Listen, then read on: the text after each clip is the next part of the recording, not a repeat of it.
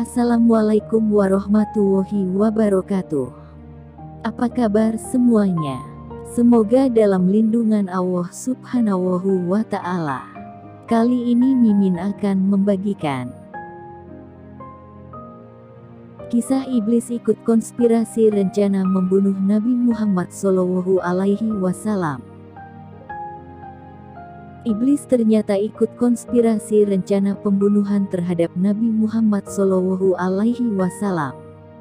Mereka mengadakan pertemuan untuk membahas masalah tersebut di Darun Nadwah. Menurut At-Tabari, soal apa yang dibahas dalam pertemuan itu, Ibnu Abbas meriwayatkan, mereka berkumpul bersama untuk tujuan ini dan pada waktu yang telah ditetapkan pergi ke Darun Nadwah untuk berunding di sana tentang Rasulullah. Pada pagi hari yang telah ditentukan, hari yang disebut Al-Zahmah, mereka pergi ke sana, dan iblis menemui mereka dalam bentuk seorang lelaki tua terhormat yang mengenakan pakaian kasar dan berdiri di pintu rumah. Ketika mereka melihatnya berdiri di pintu, mereka berkata, "Siapakah orang tua ini?" Dia berkata, "Aku adalah seorang lelaki tua dari Najd yang telah mendengar apa yang akan kalian bahas dan telah hadir bersama kalian untuk mendengar apa yang akan kalian katakan. Mungkin kalian tidak akan kurang menilai jika mendengar nasihat yang baik darinya." Mereka menjawab, "Tentu saja, masuklah." Maka dia masuk bersama mereka.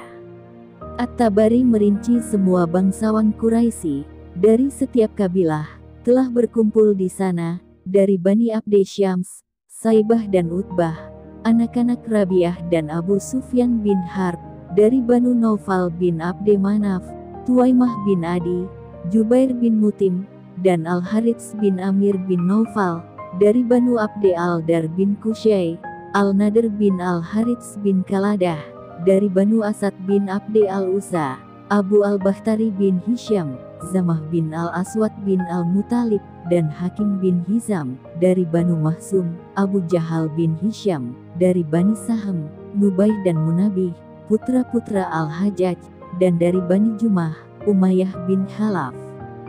Selain itu ada yang lainnya, beberapa dari Quraisy dan yang lainnya tidak dihitung sebagai Quraisy.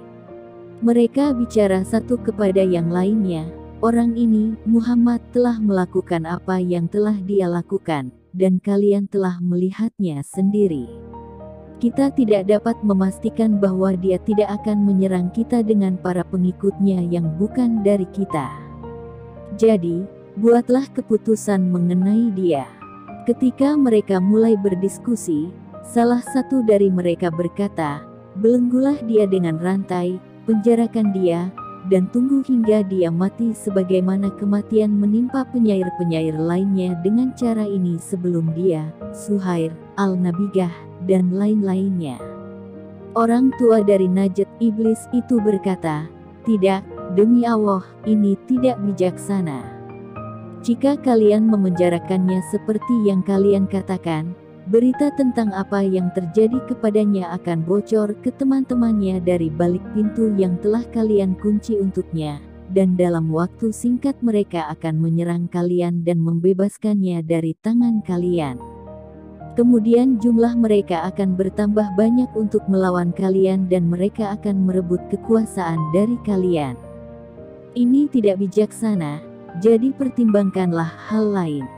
Mereka berdiskusi lagi, dan salah satu dari mereka berkata, "Mari kita usir dia dari orang-orang kita dan asingkan dia dari tanah kita.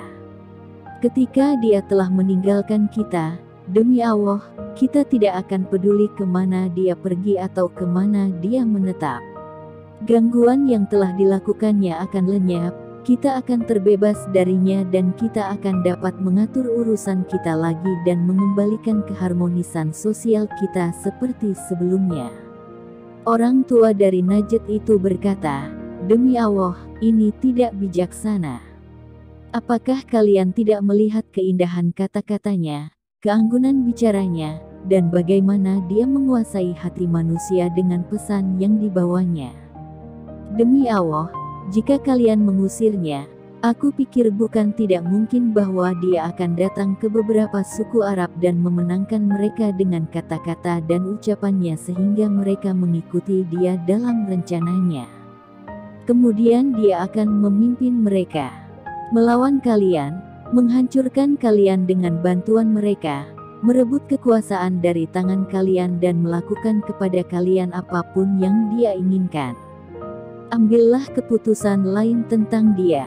Abu Jahal bin Hisham berkata, "Demi Allah, aku memiliki ide untuknya, yang kurasa kalian belum pernah lakukan kepadanya." "Apakah itu, Abu Al-Hakam?" mereka bertanya.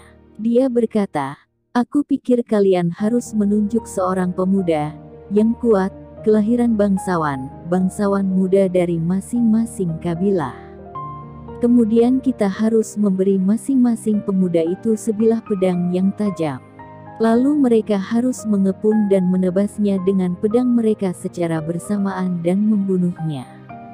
Dengan demikian kita akan terbebaskan darinya, dan jika mereka melakukan ini, tanggung jawab atas menumpahkan darahnya akan dibagi di antara semua kabilah, dan Bani Abd Manaf kabilah Nabi Muhammad tidak akan mampu untuk mengobarkan perang melawan semua hanya dengan suku mereka sendiri, dan mereka akan cukup puas untuk mengambil diat uang darah dari kita, yang mana kita dapat membayarnya kepada mereka."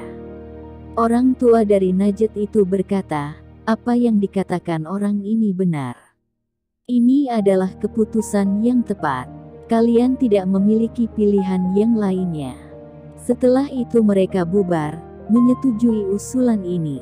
Pada hari itu juga, kaum Quraisy telah menunjuk dan menentukan 5 orang pemuda kuat yang mewakili 10 kabilah untuk membunuh Nabi Muhammad SAW pada malam hari. Demikian yang bisa kami sampaikan, semoga bermanfaat. Sekian. Wassalamualaikum warahmatullahi wabarakatuh.